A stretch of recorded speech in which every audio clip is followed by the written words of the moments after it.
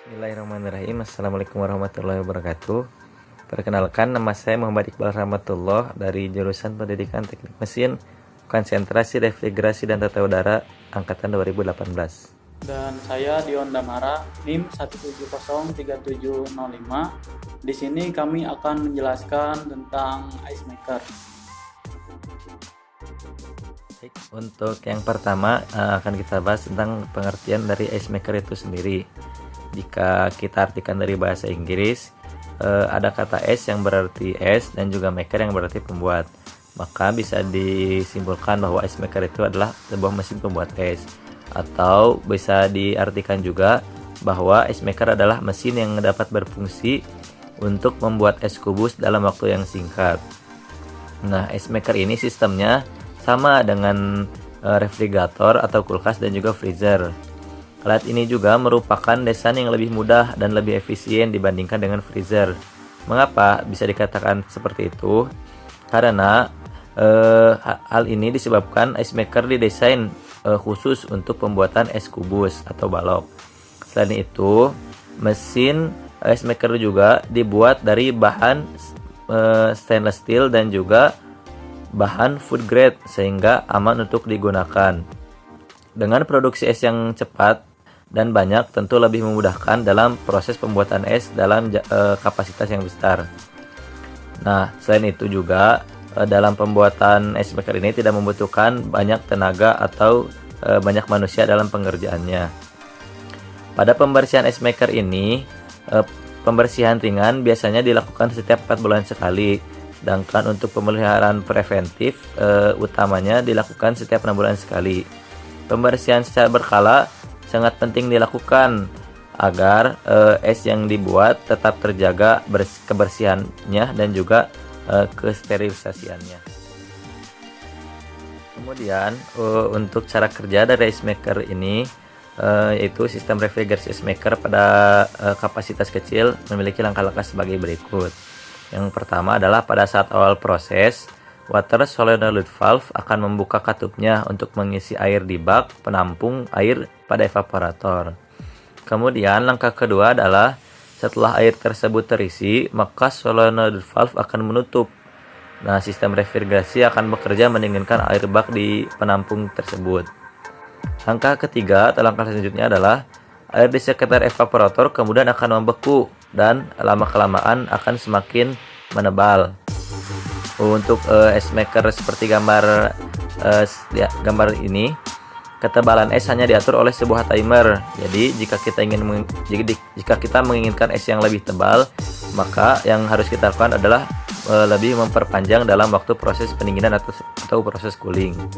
Untuk langkah yang keempat adalah setelah waktu pendinginan atau pembekuan es tercapai, kompresor akan tetap bekerja dan hot gas bypass solenoid valve akan membuka sehingga yang tadinya gas panas dari kompresor masuk ke kondensor untuk dibuang kalornya ke udara dengan bantuan fan atau kipas pada kondensor.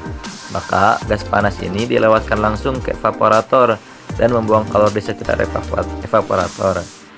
Akibatnya, temperatur evaporator akan naik di atas titik beku air. Jika temperatur evaporator sudah melewati titik beku air, maka es yang terbentuk di sekitar evaporator akan terlepas dan jatuh ke bak penampungan es.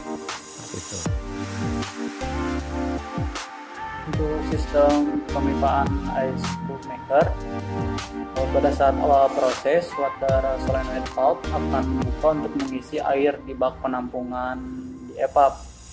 Setelah air terisi, solenoid akan menutup. Sistem refrigerasi kemudian bekerja mendinginkan air di bak penampung. Nah, air di sekitar evaporator kemudian membeku dan lama-kelamaan menjadi tebal.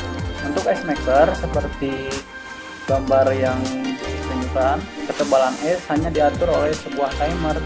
Jadi kalau mau es yang lebih tebal, waktu untuk proses cooling diperpanjang. Nah, setelah waktu pendinginan atau pembekuan tercapai, kompresor tetap bekerja dan hot gas bypass solenoid valve akan membuka. Nah, mengakibatkan yang tadinya gas panas dari kompresor masuk ke kondenser untuk dibuang kalor ke udara dengan bantuan fan. Instalasi listrik ice maker. dimulai dengan masuk dari arus ke sistem kontrol. Setelah itu output dari sistem kontrol dicabangkan ke dua kontaktor. Nah, setelah kontaktor aktif, output dari kontaktor kaki NO dihubungkan ke kompresor yang berfungsi sebagai pengaman, sedangkan output dari NO yang satu lagi dihubungkan ke termostat. Nah, pada cabang ke-1 dari sistem kontrolnya dihubungkan ke saklar on atau off untuk mengaktifkan ice cube maker. Pada cabang ketiga, outputnya dihubungkan ke sensor defrost pada besi plate cetakan es, dan cabang keempat, outputnya dihubungkan ke sensor level switch untuk bak penampung pada ice cube maker. Nah, berikut ada fitur ice maker. Dari eksterior, nomor 1 pintu ice maker dengan pembatas pandangan, nomor 2 kontrol panel, nomor 3 kaki penahan. Terus bagian interiornya, nomor 4 coil evaporator, nomor 5 kotak air, nomor 6 cerukan es, nomor 7 ada garis batas pengisian air diletakkan di bawah penampungan es. Terus ada juga bagian aksesoris, nomor 8 ada plug penguras, disimpannya di posisi bawah bagian kiri dari unit, dan nomor 9 itu penampungan atau ember yang kapasitasnya itu 2 kg. Troubleshooting pada ice maker. Masalahnya seperti ice maker tidak mau menyala. Ada beberapa kendala, diantaranya spring di rumah Anda mungkin putus atau sirkuitnya turun. Bisa dengan ganti spring atau nyalakan lagi pemutus sirkuitnya. Terus juga kekurangan air, ya metodenya dengan pastikan air tersebut cukup atau tidak.